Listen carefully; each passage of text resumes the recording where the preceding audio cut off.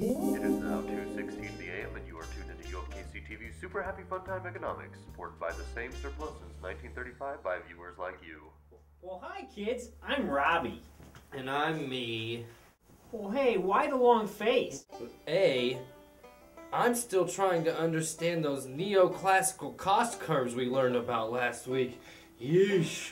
Second, my dad's been really upset lately. Oh, well, why is your dad so upset? Well, he is worried that the funding for Social Security is going to run out and that he's going to have to work until he's 94. And he says once that happens, I'm going to have to take care of him. And that makes me sad. How about you helping him pay, his bills so he can retire? He says he's not holding his breath on that one, and everybody needs to breathe. Okay, well, you know what? I guess it's a good thing that he won't have to wait that long because Social Security is in no real danger of running out of funding. That is, unless voters or Congress decide to just end the program entirely. What do you mean? Are you saying my dad doesn't know what he's talking about? Well, no. Your dad is just feeding into the media hysteria of what everyone is saying about Social Security, but that doesn't make it true. Yeah. What does media mean? Well, my dad says everybody gets Social Security, and maybe a better way would be for only the people who really need it to get it. Oh, so you mean means testing. Well, I think we should be nice about it. Well, I don't think that excluding people from the program is going to increase its popularity, you know. On top of that, rich people already receive an amount that is less in comparison to their earnings. That being said, excluding certain people from Social Security like rich and middle class will change the public's view of this program to be inferior, like some sort of welfare. My mommy, says that we should always include everybody. Well, right now, Social Security is our most popular and successful program in U.S. history. To change it to a welfare program would make it about as popular as a math test on Friday. Yucky! I hate tests. Especially written ones. That's fine, but back to the money thing. How can Social Security never run out of funding, Robbie? Well, as former Federal Reserve Chairman Alan Greenspan put it, a government cannot become insolvent with respect to obligations in its own currency. That old Greenpan guy sounds old. But is he trying to say that government can just print its own money out of thin air? Alakazam? Poof? Just prints it? Be careful.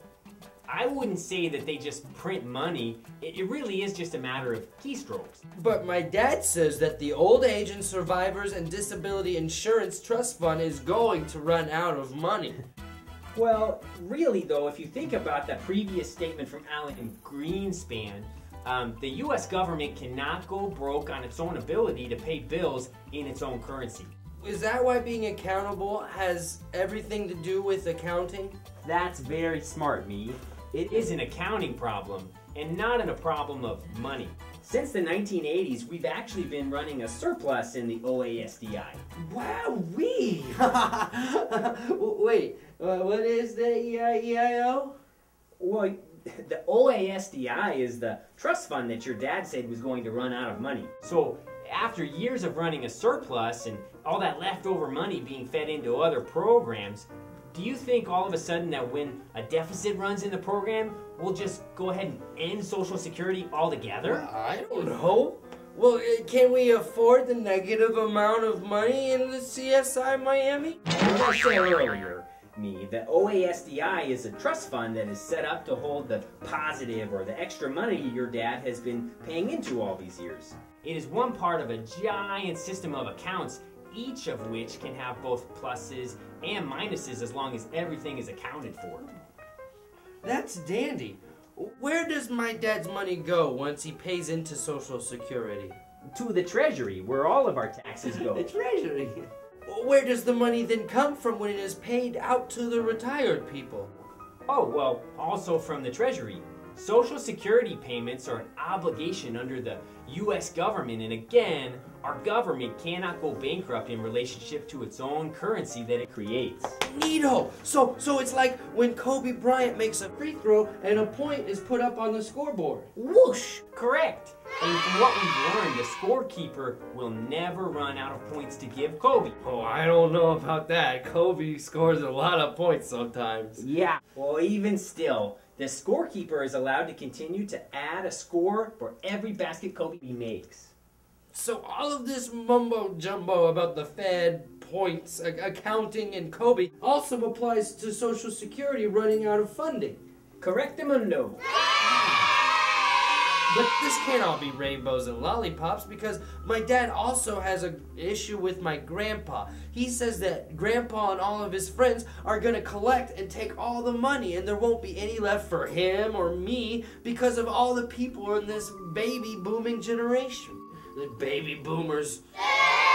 Well, this is true.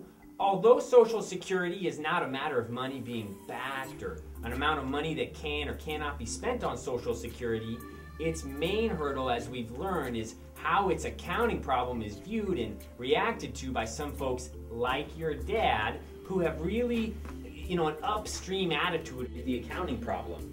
That which was once positive is now negative. So, is this now positive number and future negative number because of my grandparents going to be a problem? I love Grandpapa. No. Again, the government can always make payments on its own currency. And the main goal for the future is, assuming that your dad's generation continue to have jobs, go to the jobs, and create things that we use, and continue to get better at their jobs. Our accounting problem becomes not that big of a deal as long as that happens. But when my dad comes home from his job, he says that his Uncle Sam is stealing from his paycheck. And that takes away from my toys I want to buy, and I have never met this Uncle Sam. He has never taken me to the zoo, and I have never gotten a Christmas or a birthday present. Or when I broke my arm, I didn't get a single Transformer. Well, I agree with you, Me. Maybe the 12% that is being taken shouldn't be as high right now. Oh, because we're running a surplus right now. But then why can't God just change the number? Me, I believe you're confusing God for 437 people in Congress. I'm sorry, Robbie. Congress is definitely not God. No, they most certainly are not.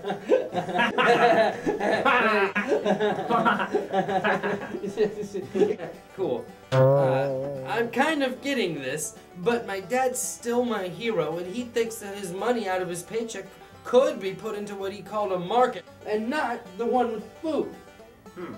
Okay, well, this may be true, but your father is speaking of a get-rich-quick scheme.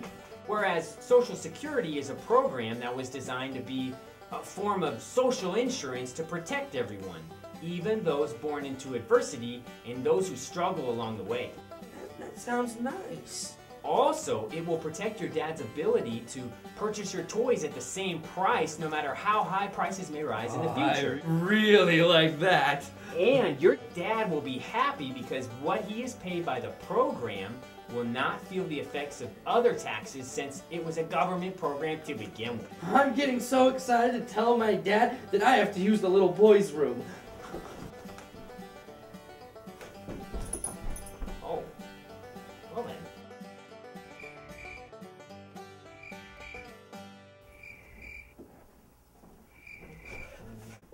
But,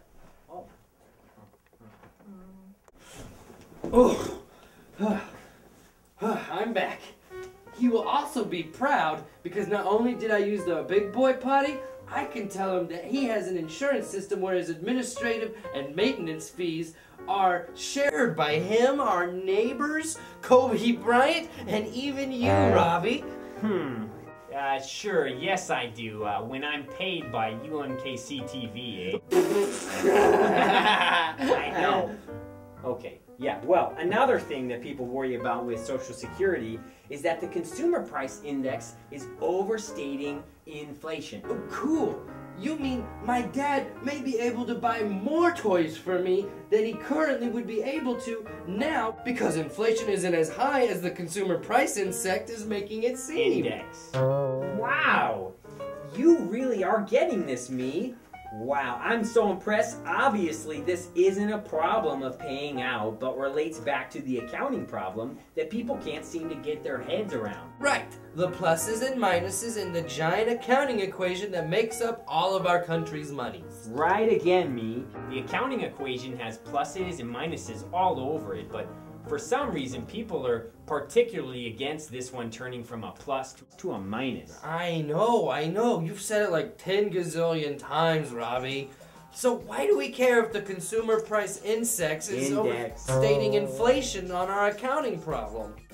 Because it makes it worse than it really should. At least that's how it looks. How can we fix it, Robbie? Well, one good way to solve that might be to index the benefits to the wages rather than to the prices.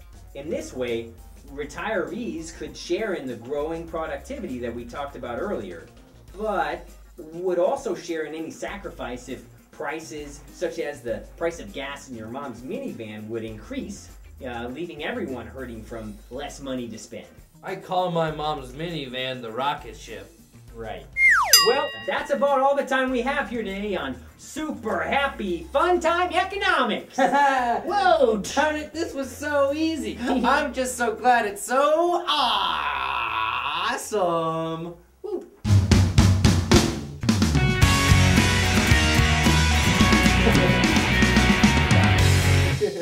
No coffee? I've never had a new tool.